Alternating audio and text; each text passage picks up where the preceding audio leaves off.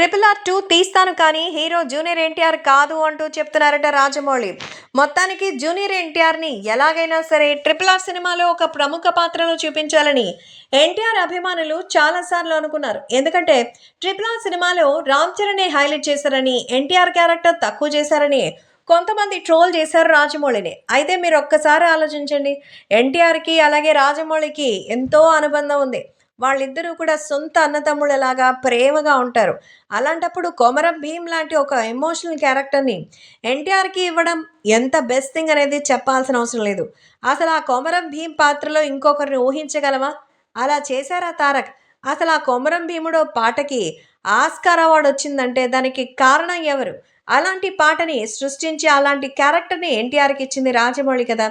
కాబట్టి ఖచ్చితంగా RRR 2లో కంటిన్యూటీ ఉంటుందని, అందులో మాత్రం ఎన్టీఆర్ నట విశ్వరూపం చూపిస్తారని అందరూ అనుకుంటుండగా, మరి జూనియర్ ఎన్టీఆర్ హీరో కాదు అంటూ చెప్తున్నారు.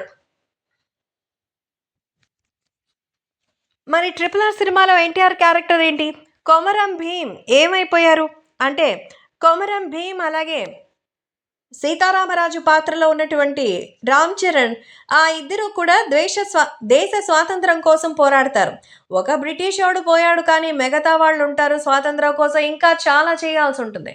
అలాంటి వాటిలో వాళ్ళ పోరాటం ఎటువైపు వెళ్తుందనే కాన్సెప్ట్ మీద మరి రాజమౌళి ఇప్పుడు మంచి కథని ప్లాన్ చేసుకున్నట్టుగా అయితే తెలుస్తోంది. అయితే ఇందులో మళ్ళీ కొమరం భీమ్ తాలూకు పాత్ర చాలా చాలా హిస్టారికల్గా ఉంటుంది అంటూ చెప్తున్నారు.